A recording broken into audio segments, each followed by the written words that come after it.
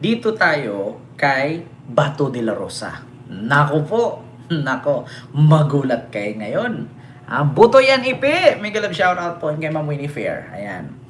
So ito mga kababayan, alam nyo yung salitang political dynasty. Kaya, ang salitang political dynasty mga kababayan, yan po yun na kung saan yung apo, anak, kapatid, nanay, tatay, lolo, lola, halos na lahat pasok sa politika. Yan po ay tinatawag natin na political dynasty. Katulad sa mga Duterte. Yung tatay, kung ay yung lolo, gobernador, yung tatay, presidente, yung anak vice, yung anak mayor, yung anak congressman, yung pamangkin vice mayor, tapos yung isang pamangkin city councilor, tapos yung isa representative, di ba? So halos po sila lahat ay political dynasty po ang tawag diyan. So ngayon mga kababayan, meron po tayong issue na kung saan merong mga politiko na nakikita natin iisa lang na nasa gobyerno. Pero magugulat po kayo, siya katulad kay Bato, si Bongo, nakita ninyo, mga kababayan. Parang Binay family, mga Revilla, Marcos, ganyan-ganyan. So, mga Cayetano, ganyan. Mga kababayan, ito po kakaiba itong kay Bato. Kasi si Bongo, 'di ba, isa lang siya. Salamat po, Kent, accept mo nga ako, lagi akong nanood sa vlog mo, sabi ni Ma'am Carmen de Meza. Hindi ko po alam, ma'am, saan ka po ba nag-add? So ngayon mga kababayan, ito po. Ganito yan. Mga kababayan, alam po natin si Bato de la Rosa, isa lang po siya na nasa politics. Kita nyo po, di ba? Isa lang siya sa politics. Pero mga kababayan, kung ang mga politician may tinatawag tayong political dynasty, si Bato de la Rosa kakaiba. Siguro naman alam ito ng mga kapwa niya senador. Bakit? Sa Senado po, meron pong tinatawag na Bato de la Rosa Family Dynasty. Ano yan, Ken? Kakaiba yan, Ken. Kakaiba talaga ito. Kung sa politika, sa Pilipinas, kapag magkakapatid ka, mag-anak, pinsan, apo, nanay, tatay, lolo, ang tawag dyan political dynasty. Pero si Bato de la Rosa gumawa ng family dynasty sa Senado. Bakit? Mga kababayan, halos lahat ng staff ni Bato kamag-anak niya. Baka nagulat kayo ngayon. Bakit mo alam yan, Ken?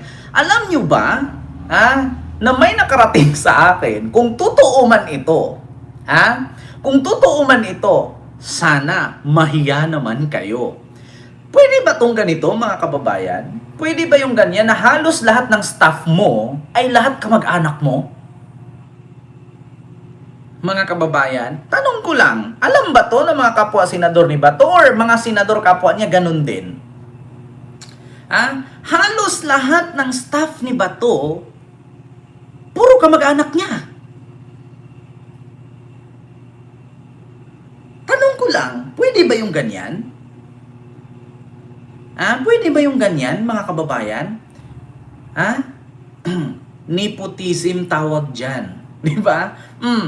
Piruin nyo eto, nakarating sa akin, nagtatanong lang po, totoo ba ito? Yun lang. Ito po mga kababayan may ganyan pala, pwede mo palang kunin kamag-anak mo lahat. Eto, may nag-post po mga kababayan at nag-share sa akin. Dito po, ayan po ang post niya. Ang pangalan niya ay si Buji Bubis or Buji Babis ba pagbasa niyan? So ito po mga kababayan, nakalagay po sa kanyang post, di lang pang Senado, pang pamilya pa. Di ba Bato? Wala man lang nakinabang kahit butanting kapitbahay.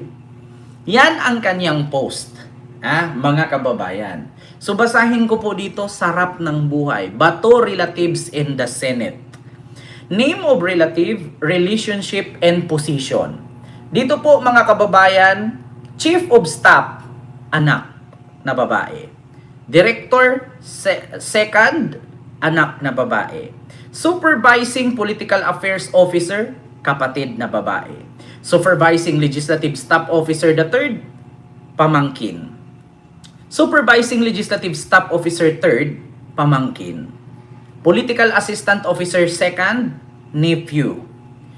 Supervising Legislative Staff Officer, brother-in-law. Political Affairs Officer the 2nd, brother-in-law. Political Affairs Officer the 3rd, sister-in-law. Political Affairs Officer the 3rd, sister-in-law.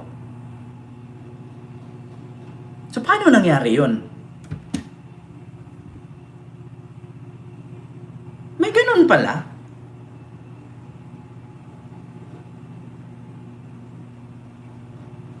Ganun pala yun, mga kababayan.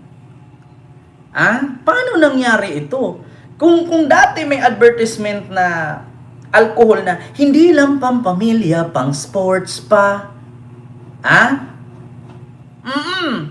Pero ito kay Bato kaiba. Hindi lang Senado, pampamilya pa.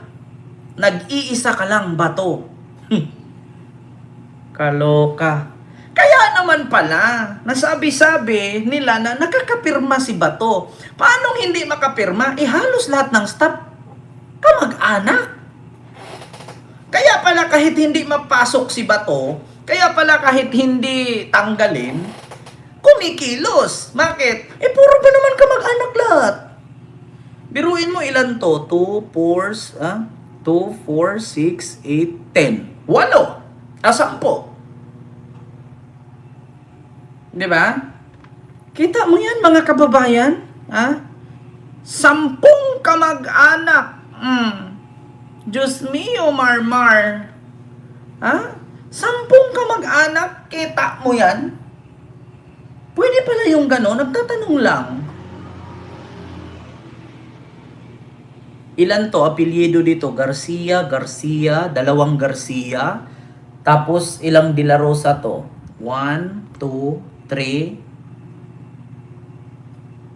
Halos lahat Paldong-paldo Pwede pala yung ganun, mga kababayan.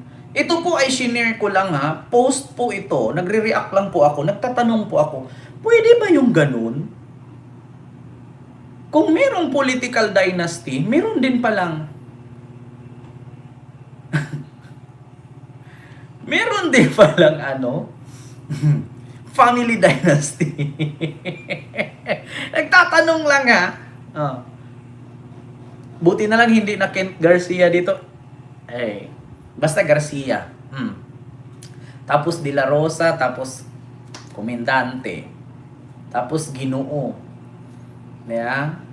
Buskint bawal yan. Nasa Civil Service Commission hanggang 4th. Konsenggit. Ngiti, senador pa naman siya. Kaloka ka ba to? Kaya nga ngayon, mga kababayan, mabuti share mo dito. Actually, nagre-react lang ako. Nabasa ko po kasi to kanina sa post po kasi ni Buji Bobby the 7. Sabi niya, sarap ng buhay, Bato's relatives in the Senate. Hala, ganun pala yun. So, basahin po natin, mga kababayan, itong comment ng mga taong nandito. Ito po yung mga kababayan. Basahin ko lang. Ito na. Bato sa kapal ng mukha, swapang at ganid, linta ng lipunan, sabi ni Jojo Mirin. Hala, lahat kumukuha ng sweldo galing sa pera ng bayan, sabi ni Cristina Sanchez de Guzman. All in family matters. Grabe it all suck people money. Nepotism. Ayan. And where is Calvo now? There are so many Filipino people who take civil service test. Other are honor graduate, but no slot for them. And this family dynasty is just too easy to get job. These should all be removed from their job once there is a family member that involved in the corruption. Filipinos deserve fair and better lives, di ba? Yes, relatives of Senate and Congress are allowed to be employed as member of their personal staff, provided that their appointments are primarily confidential or coterminous with the official term. This is a specific exemption to the general prohibition against nepotism in the Civil Service Commission rules. So ganun pala yun. Pwede pala daw yun, allowed. Maganda lang ang swerte ba to, pero pulis patula ka lang. Kaya po next election, let's vote wisely. Politics is a family business, enjoying a new lifestyle while their voters are fighting in Sokmed to defend them. Kita nyo, nepotism. Ha? Diyos ko, mga kababayan. Kaya naman pala, Ma'am Nora Merida, hello po. Hala, pwede pala yan dito sa gobyerno natin. Oo, kasi alam niyo mga kababayan, di ba meron tayong kasabihan na kapag meron kang posisyon sa gobyerno na kamag-anak, bawal kang tumanggap ng proyekto kung may negosyo ka. Halimbawa, katulad sa flood control. Katulad kay Bongo, di ba, inisyu nila yan na si Bongo, bawal kumuha ng proyekto ang mga kamag-anak mo sa gobyerno kasi nga, nasa gobyerno ka. Ang tawag doon, conflict of interest. 'Di ba?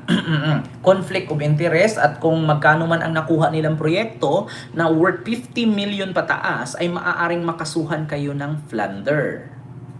Ken, thank you for sharing at nalaman namin kapal na mukha ni Bato. Nepotism yan, sabi ni Ma'am Winnie Fair. 'Di ba? Oo. So ngayon mga kababayan, wag na tayo magbayad ng tax, papunta lang sa politikong kahit di pumasok sumasahod. Dapat hindi pwede yan. Sabi ni Ma'am RB Astrid, no, di ba? Diyos ko po. Ma'am Ice, ikaw po ba yan? Di ba? Oo. Kay Fee Apolinario, good evening. Ayan, sa ordinaryong trabaho, di pwede may kamag-anak o close relatives. Sabi ni Identified Mind, ayan. Oo, Diyos ko, Jingjing Pasqua, bakit hinayaang mangyari ang mga ganyan? Puro Pinas lang ganyan, kakaiba kahit di pwede ay ginagawa nila yung di pwede. Kahit bawal ay ginagawa pa rin, daming bawal, puro ginagawa naman.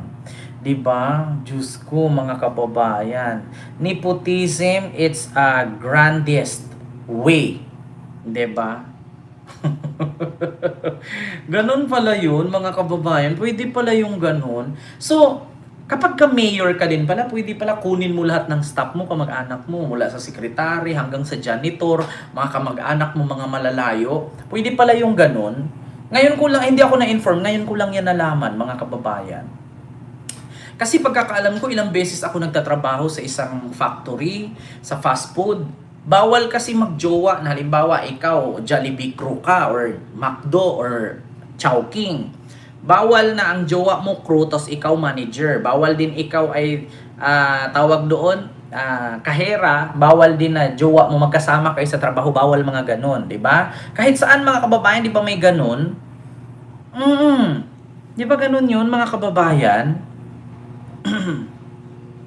'Di ba? Ganun 'yun mga kababayan. True, may mga work na ganyan. 'Di ba? Yung iba nga sa abroad bawal ipaalam na magjowa kayo eh. 'Di ba? Kasi matatanggal ka. Pero bakit only in the Philippines? Hindi pumapasok may sahod.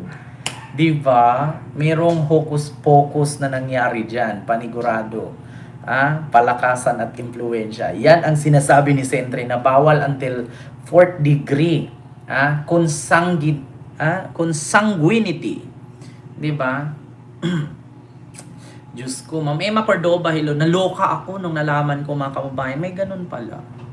Oo, nagtataka talaga ako. Hala, nepotism pala. May ganyan pala. Okay pala yung ganun. Kung merong nepo baby, may nepotism family.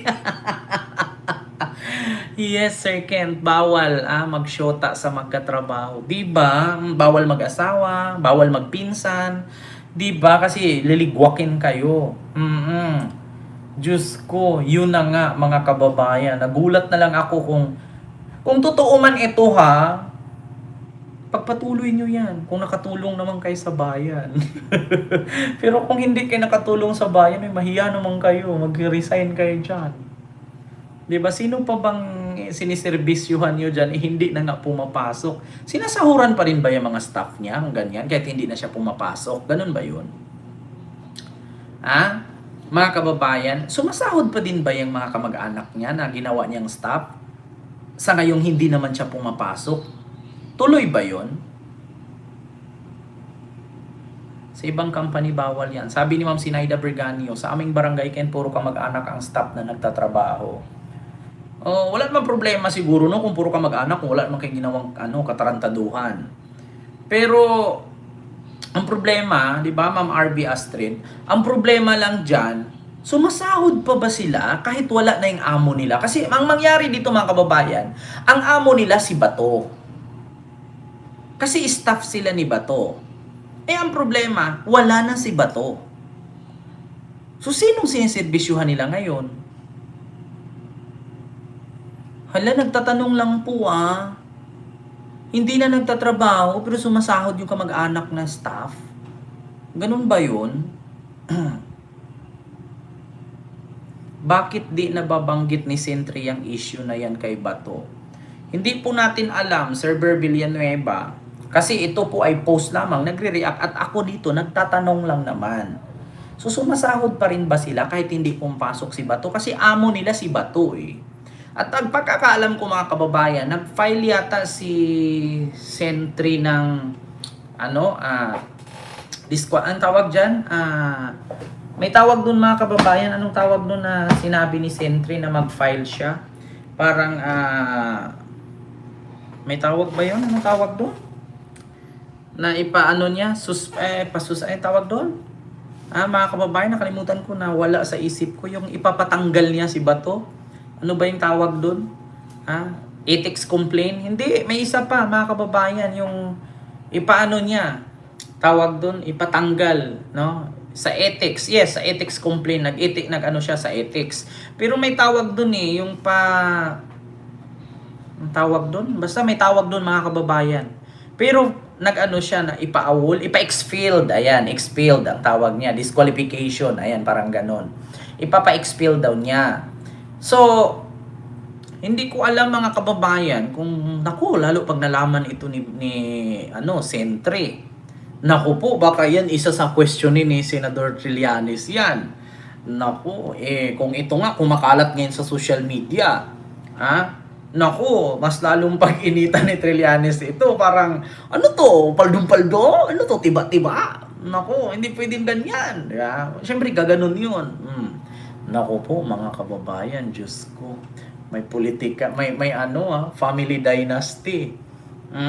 Pa-expelled. Petition to remove, tapos disqualified. Parang ganon. Mga staff ni Bato, pag natanggal na sa pagkasenador si Bato, doon lang yata sila matanggal din kasi si Bato ang nagpapasahod sa kanila. Ang problema nun, Ma'am Elena Garcia, hindi pumapasok. Bakit ganun? No, bakit ganun na hindi naman na nagpapakita, hindi naman na pumapasok pero sumasahod pa rin? 'Di ba? Bakit ganun? Napaka-unfair naman.